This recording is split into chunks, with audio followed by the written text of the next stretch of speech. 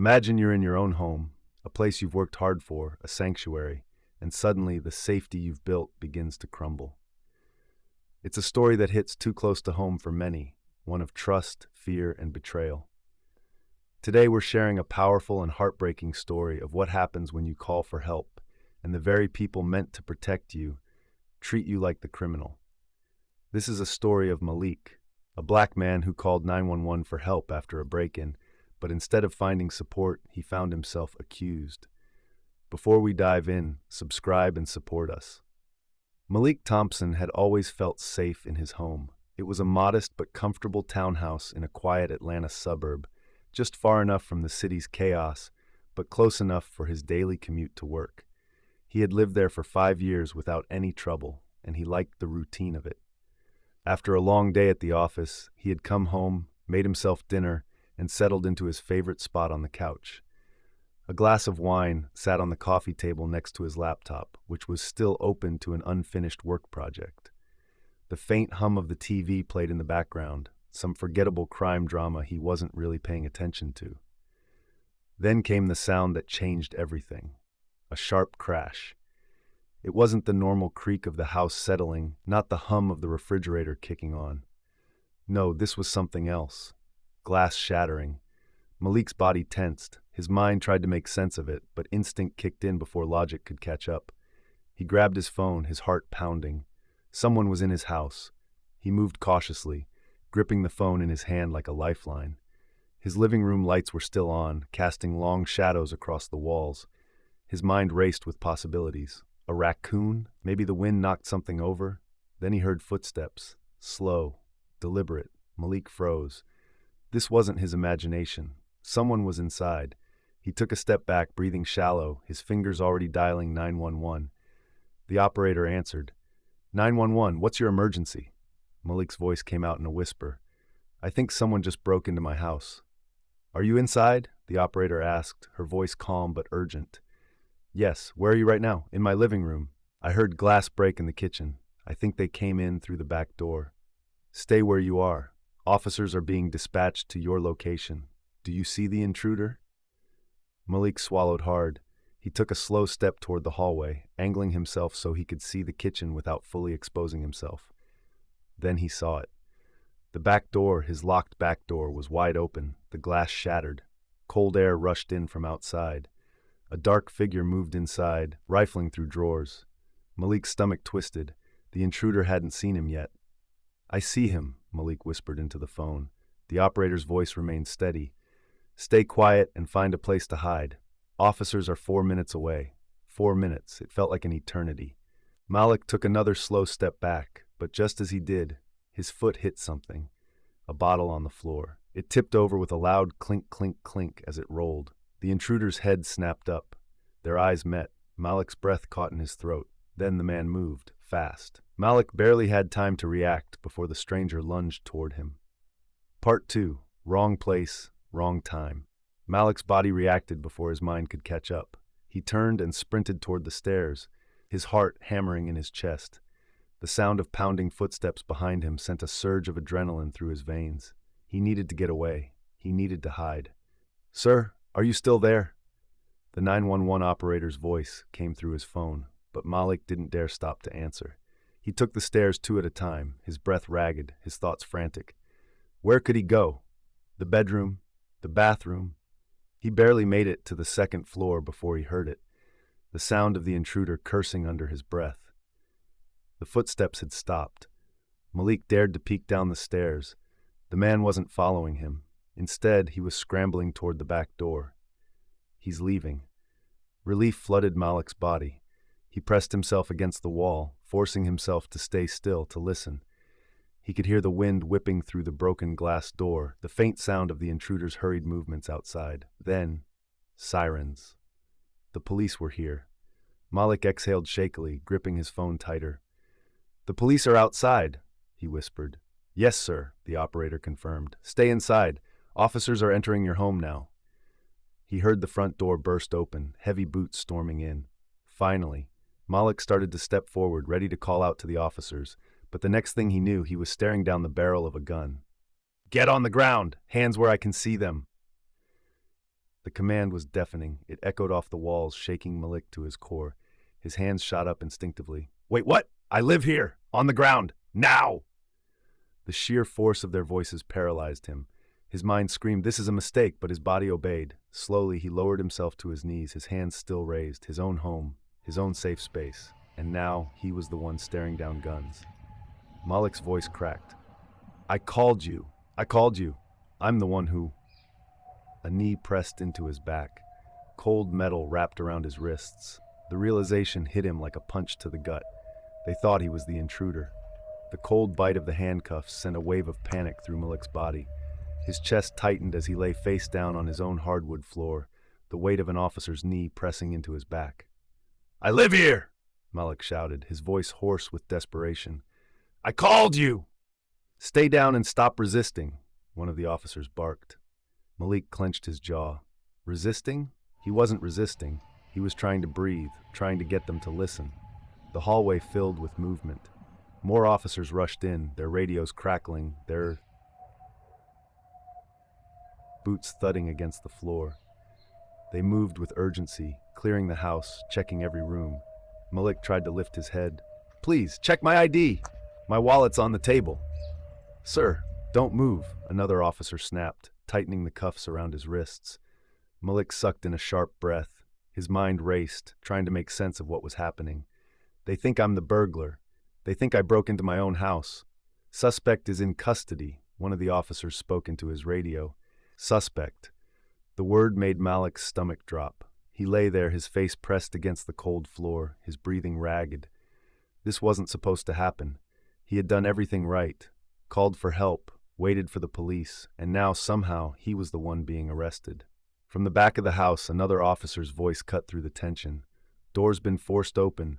Glass shattered. Looks like a break-in." No kidding. Malik wanted to scream. That's why I called. A moment later, a voice, a woman's voice, spoke hesitantly from the doorway. I think you have the wrong person."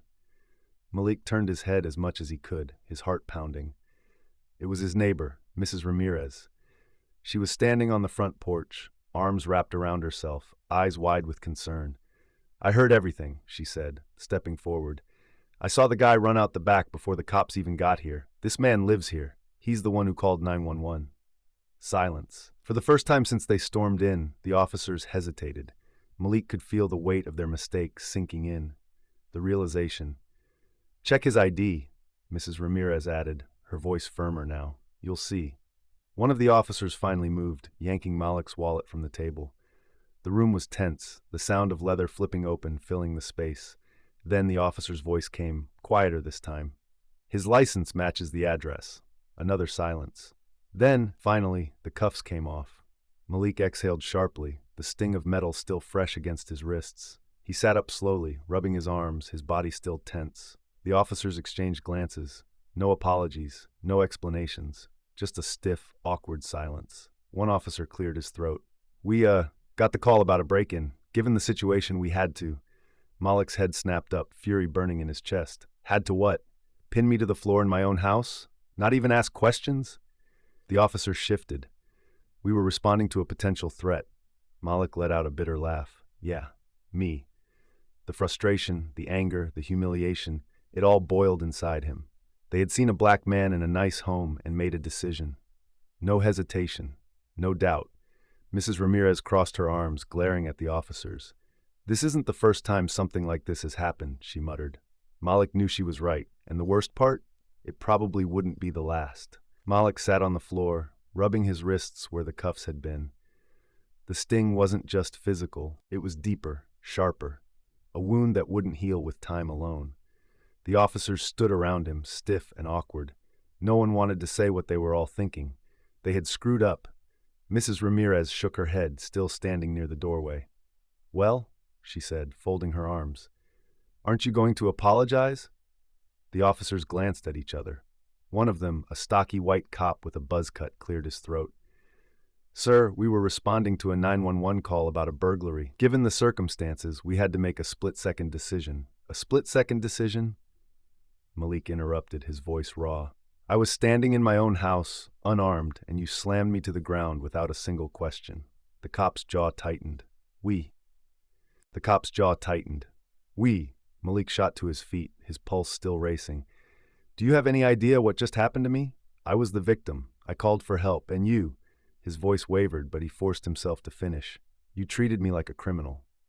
Silence. The officers shifted uncomfortably. One of them, the youngest looking of the group, had the decency to look guilty.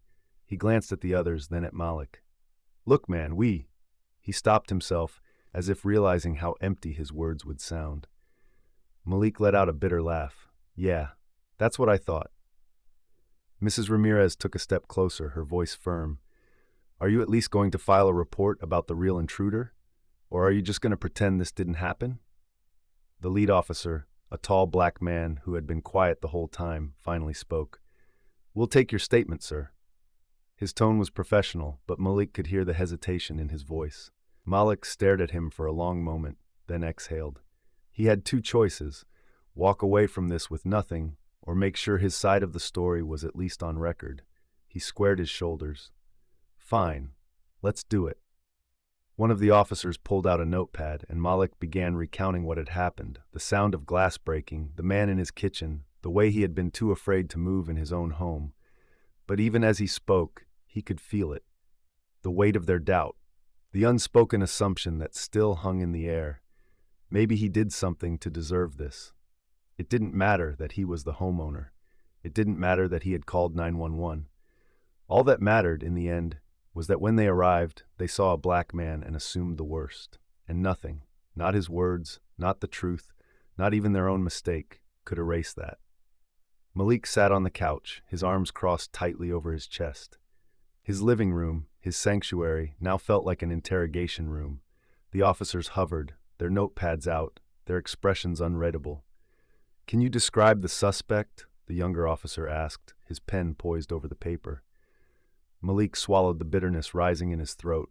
Now they wanted details. Now they wanted to listen. He was about 6 feet tall, he said, his voice tight. Black hoodie, jeans, maybe mid-30s. I didn't see his face clearly, but he had a limp in his left leg. The officer jotted it down. Did he say anything to you? Malik shook his head. Just muttered something under his breath before he ran. Another officer, the same one who had cuffed him without hesitation, spoke up. Did he have a weapon? I don't know, Malik admitted. I didn't stick around to find out. That answer didn't seem to satisfy them. The officer's mouth twitched like he wanted to press further, but Mrs. Ramirez spoke before he could. I saw him too, she said, stepping closer. I heard the crash, looked out my window, and saw him running through the backyard. Malik didn't do anything wrong. He was terrified. Her words hung in the air. Terrified. That was the part no one ever talked about. How even when black men followed the rules, even when they did everything right, fear was a constant companion. Malik clenched his fists. If I had fought back, I could have been killed, he said, his voice barely above a whisper. If I had moved too fast, I could have been killed. If Mrs. Ramirez hadn't spoken up. He couldn't finish the thought. The young officer shifted on his feet, uncomfortable. I understand why you're upset. Malik's head snapped up. Do you? The officer hesitated. You get to leave here and forget this ever happened, Malik continued, his voice shaking with anger. I don't. I have to live with the fact that in my own home, I wasn't seen as a man. I was seen as a threat. Silence. For the first time, none of the officers had anything to say. Mrs. Ramirez cleared her throat. Are you at least going to do something? Or was this whole report just for show? The lead officer, the tall white man who had stayed quiet until now, finally spoke. We'll put out a description and check nearby surveillance footage. That was it. No apology. No acknowledgement of what had just happened. Malik exhaled sharply. Fine, he muttered. Just go. One by one, the officers filed out. The weight in Malik's chest didn't lift until the last uniform disappeared from his doorway. He turned to Mrs. Ramirez, who was still watching him with concern. You okay? She asked softly. Malik let out a dry, humorless laugh. I don't know. Because the truth was he wasn't, and he wasn't sure he ever would be. The house was too quiet. Malik sat on the edge of his couch, his hands gripping the armrests, his mind swirling. The incident with the police had left an ugly mark on him. The shame, the fear, the disbelief. It felt like a knot in his stomach, one that wouldn't loosen no matter how many breaths he took. Mrs. Ramirez had left not long after the officers did, promising to check in on him later. She was one of the few people in the neighborhood who had always shown kindness, but even her presence couldn't take away the heavy feeling hanging in the air. As the evening wore on, Malik tried to distract himself. He did the dishes, cleaned the counters, even flipped through a book that had been sitting on his coffee table for weeks. But none of it worked. The memory of the police officers' faces, their assumptions, kept playing over and over in his mind. It was all too familiar, too common, a pattern he had lived through more times than he cared to count. Malik's phone buzzed, interrupting his thoughts. It was a text from his younger brother, Tariq. "You good, bro?" Malik stared at the screen. A small part of him wanted to pretend everything was fine, to act like nothing had happened. But he couldn't. Not this time. He typed back, his fingers heavy as the words came slowly. "Not really. Police came over after a break-in. They treated me like I was the criminal." Tariq was already halfway through his iced tea when Malik sat down. "You good?" Tariq asked, eyeing his older brother with concern. Malik took a deep breath before answering. "I don't know, man. I'm still shaken up from the other night." "I figured," Tariq said quietly. "But you gotta talk about it. Bottling it up ain't gonna help." Malik looked down at his hands. His fingers twitched. "I don't even know where to start. I keep asking myself why I called the police in the first place. I mean, I thought they were supposed to help, you know?" Tariq leaned forward, his eyes sharp. "They weren't there to help you. You know that, right?" Malik blinked, caught off guard by his brother's bluntness. "What do you mean?" Tariq paused, then said, "They came because they had to, but they didn't see you as a person in need. They saw you as a threat, and that's the problem." Malik frowned. "I don't know if I can just accept that. I called them. I followed all the steps. Don't escalate, stay calm, be compliant. And they still treated me like that." Tariq took a deep breath, his tone softening. "I get it. It's messed up. But you gotta remember, just because you followed all the rules doesn't mean they're gonna see you as a rule follower. They see a black man, and the first thing that pops into their heads is danger." Malik's chest tightened at the words. He had always known this, but hearing it spoken so plainly hit differently. "So what do I do now?" Malik asked, his voice barely above a whisper. Tariq leaned back in his chair, his gaze steady. "You keep moving forward. You use this to fuel the fire. This whole situation, it ain't just about you. It's bigger than that. The world doesn't change unless we speak out. So speak up. Tell your story. Tell the truth about what happened." Malik swallowed hard. The idea of sharing the details, of putting his experience out into the world was terrifying. But Tariq was right. This wasn't just about him. This was about the countless others who had faced the same treatment, who had felt the same sting of injustice. "I don't know if I'm ready to do that," Malik said, his voice shaking. "You don't have to be ready," Tariq replied. "You just gotta start, one step at a time." Malik sat in silence, the weight of the conversation settling in his chest. But for the first time since that night, he felt a sense of clarity. The path ahead wasn't easy, but maybe it didn't have to be perfect either. Maybe the truth was all he needed to keep going. He looked up at his brother, determination slowly building in his gut. "All right, I'll do it. I'll share my story." Tariq smiled, reaching across the table to slap Malik's hand. "I got your back, bro." And for the first time in days, Malik felt the tiniest spark of hope. The kind of hope that came with knowing he didn't have to fight this battle alone. Malik's story is just one of many. Too many black men and women have experienced the same feeling, called for help, only to be treated. A moment passed before Tariq replied, "Damn, again? You sure you're okay?" Malik leaned back into the couch and let out a long breath. Again, that word again stung. Because Tariq was right. This had happened before. Not the exact same situation, but the feeling was the same. That sense of vulnerability, of being exposed, of not being seen for who you truly were. He typed again, slower this time, trying to put words to the mess inside his chest. "I don't even know anymore, man. I followed all the steps. I did everything they tell us to do, but still, it wasn't enough. They just saw a black man, not a victim, not someone needing help." His phone buzzed again, and Tariq's response came swiftly. "I hear you, bro, but don't let them make you feel like you're less than. You're not the problem. The system is." Malik read his brother's words and felt a pang of truth hit him. The system. How many times had he heard that phrase before? How many times had he felt it, deep in his bones? Malik could almost hear his father's voice from the past, those late-night conversations when he was still a teenager. His father had always tried to prepare him for moments like this. He had always warned him that no matter how hard Malik worked, no matter how much he did to follow the rules, there would always be a barrier in the way, a wall that society built long before Malik ever came into the picture. Don't give them a reason to fear you, son. His father's voice echoed in Malik's mind. Stay calm. Don't argue.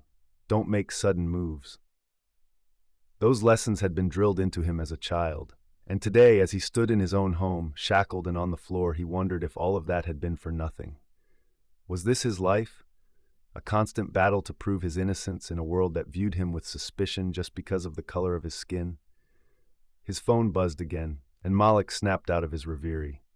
It was a follow-up message from Tariq. I know it's hard, but don't forget who you are. You're a good man. Don't let them take that away from you. Malik felt the weight of the words as they settled in his heart. He wasn't sure how to respond. It felt like everything was in pieces right now, and the truth was that he didn't have the answers. But maybe, just maybe, he didn't need to have them all at once. The pain, the frustration, it would always be there. But so would his resilience, his refusal to be defined by their perceptions of him. He didn't have to let their actions take his peace. The next few days passed in a blur of phone calls and text messages from concerned friends and family. Malik answered most of them with vague reassurances, telling them he was fine, trying to convince himself that he was.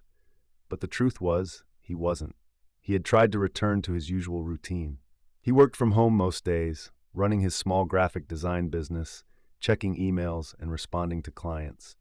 But every time the phone rang, his heart skipped as the enemy. But the real power lies in sharing these stories, in finding our voices, and in demanding change. If you or someone you know has experienced something similar, don't stay silent. Let your voice be heard. We can only fight for change when we stand together, united in truth and justice. Thank you for watching. Don't forget to like, subscribe, and share this video. Your voice matters in the fight for equality. Let's keep the conversation going. Stay safe, stay strong, and never stop standing up for what's right.